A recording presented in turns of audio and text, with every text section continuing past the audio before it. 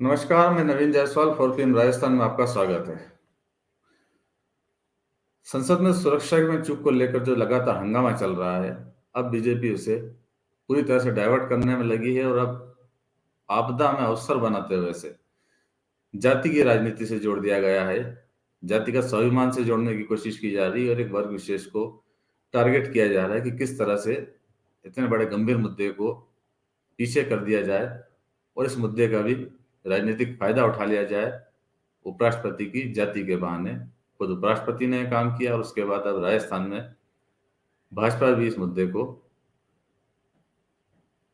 जाति के आधार पर या जाति के चश्मे से ही देखना चाह रही, क्योंकि उसे वो सुविधाजनक लग रहा है। क्योंकि संसद में घुसपैठ कैसे हुई उस पर जवाब देना शायद मोदी सरकार के लिए भी मुश्किल होगा, अमित शाह के लिए भी मुश्किल होगा और भाजपा भी को भी लग रहा है कि इस पर शायद जवाब नहीं दिया जा सकता। तो अब बात जाति की जाए और उसी से फायदा उठाने की कोशिश की जाए। 13 दिसंबर को जब संसद में घुसपैठ हुई और प्रदर्शनकारी दीर्घा में कूद गए, स्मोक बम का इस्तेमाल किया, तब पूरा देश सकते में था कि कैसे संसद के अंदर कोई घुसपैठ कर सकता है, जो देश का सबसे सुरक्षित स्थान माना जाता है। वहां पर भी अगर घुसपैठी आ सकते हैं तो फिर कौन सुरक्षित है। बात इस पर होनी चाहिए थी, सुरक्षा व्यवस्था पर बात होनी चाहिए थी, लेकिन मुद्दे को लगातार डाइवर्ट किया गया। यदि बात इस पर नहीं होती तो दूसरा प्रदर्शनकारी ने जो मुद्दा उठाया था, उन्होंने बेरोजगारी का मुद्दा उठाया था कि वो उससे नाराज हैं। उन्होंने आरोप लगाया कि देश में तानाशाही चल रही है, उनकी नहीं सुनी जा रही है, युवाओं की नहीं सुनी जा रही है। उस पर चर्चा होनी थी, लेकिन चर्चा उस पर भी नहीं हुई। विपक्ष लगातार मांग करता रहा कि गृह मंत्री इसके अंदर बयान दें, जवाब दें, इसके अंदर संसद में आकर सफाई दें कि सुरक्षा में इतनी बड़ी चूक कैसे हुई है। लेकिन सरकार को किसी की नहीं सुननी थी तो नहीं सुनी। प्रधानमंत्री संसद के बाहर बयान देते रहे और जब सांसदों ने इसका विरोध किया, विपक्ष के सांसदों ने, तो इतनी बड़ी संख्या के अंदर सांसदों का निलंबन कर दिया गया। लोकसभा में भी निलंबन हुआ और राज्यसभा में भी निलंबन हुआ। अब लोकसभा अध्यक्ष भी राजस्थान के हैं और राज्यसभा के उपसभापति भी, उपराष्ट्रपति जगदीप धनखड़ भी, वो भी राजस्थान के हैं।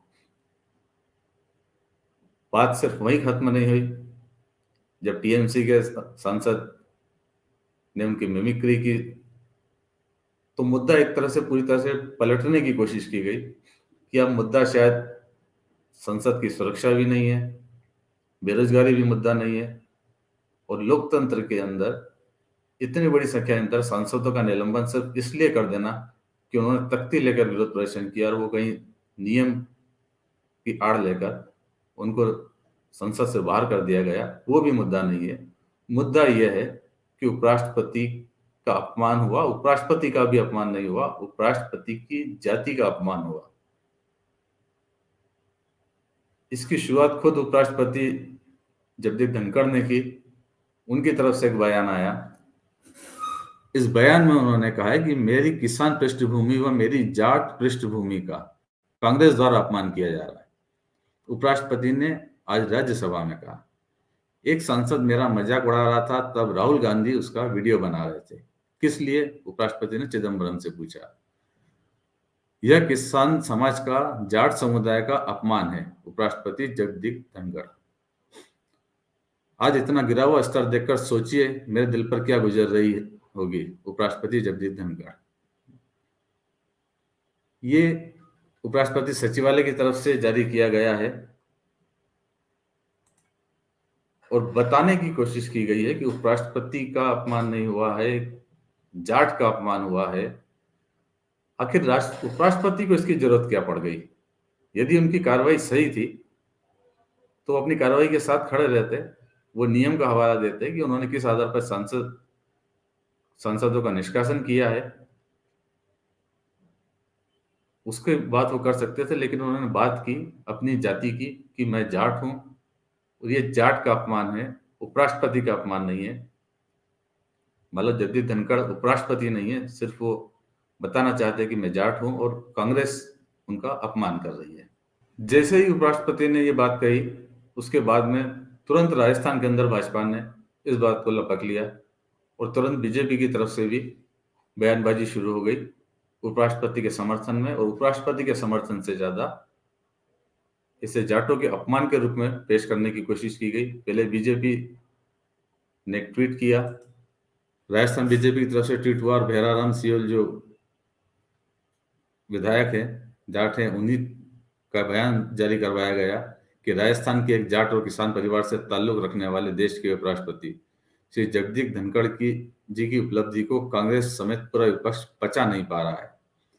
आज जिस तरह विपक्षी नेताओं द्वारा उपराष्ट्रपति जी का उपहास उड़ाया गया, उससे पूरा जाट समाज आक्रोशित है। आने वाले लोकसभा चुनावों में राजस्थान का जाट समाज कांग्रेस को इस अपमान का कड़ा जवाब देगा। तो बीजेपी को अपमान उपराष्ट्रपति का नहीं लग रहा है, उसको अपमान लग रहा है जाट का।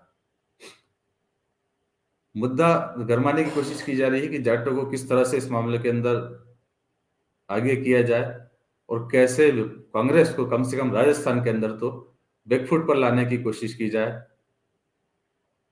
और किस तरह से जाटों से खुद को जोड़ा जाए।